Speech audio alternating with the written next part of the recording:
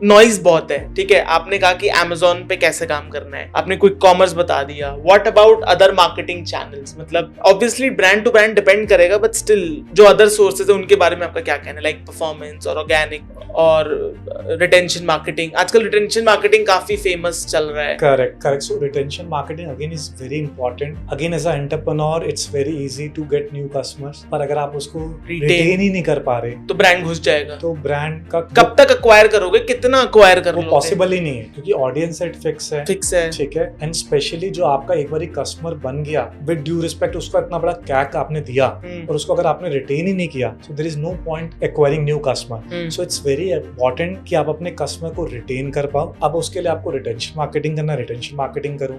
उसके लिए आपको ऑर्गेनिक बिल्ड करना, ऑर्गेनिक बिल्ड करो। That is brand to brand. And again the other opportunity which is like कि आप ऑफलाइन चले जाओ। So again it looks very fancy, but as per our understanding it is a cumbersome process.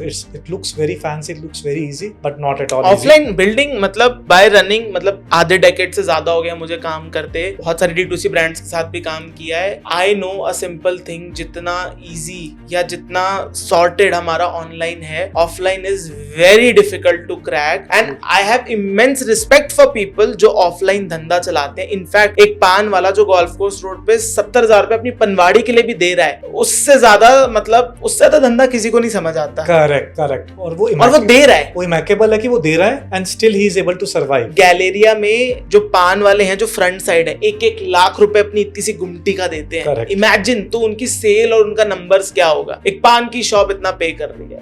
Correct. So organic is very important, and as a brand we feel कि जो भी हमने थोड़ा बहुत बिजनेस बिल्ड किया है या जो भी हमने आर्ट फॉर्म्स को बिल्ड करा है, it is because of our organic approach, because we have been very slow, we have take our own sweet time. तो organic is very very important, क्योंकि वही आपका बेस डिसाइड होता है। करेक्ट, ठीक है। आप परफॉर्मेंस मार्केटिंग करते जाओगे, बर्न करते जाओगे, पर अगर आप रिटेन नहीं कर पा रहे या न्यू कस्टमर को प्रॉपर्ली मैनेज नहीं कर पा रहे, so there is no point doing it. तो organic plays a very important role. I always make brand founders realise कि जिस दिन आपने ऑर्गेनिक को समझ लिया, अब तो ऑर्गेनिक भी बहुत बड़ा हो गया है। ब्रांड्स को भी समझने में टाइम लग रहा है कि फेसबुक पे, इंस्टाग्राम पे रील्स सिर्फ एड सेट चलाने के लिए नहीं डाली जाती, पर जेन्युइनली वायरल होने के लिए अपने अब जैसे मैं किसी भी नए ब्रांड का सामान खरीदूं, मैं उसका लेजिट इंस्टाग्राम पे चेक करूंगा कि वो क्या दिखा रहे, क्या स्टोरी टेल कर रहे हैं, क्योंकि वो भी बहुत इंपॉर्टेंट है। जैसे रेड बुल, उनके इंस्टाग्राम पेज पे कभी they never advertise red bull, तो वो बिल्ड किया है ना, क्योंकि हम अब उसके बारे में बात कर रहे हैं, तो मार्केटिंग वो फ्री की ले रहा है रेड बुल, राइट। तो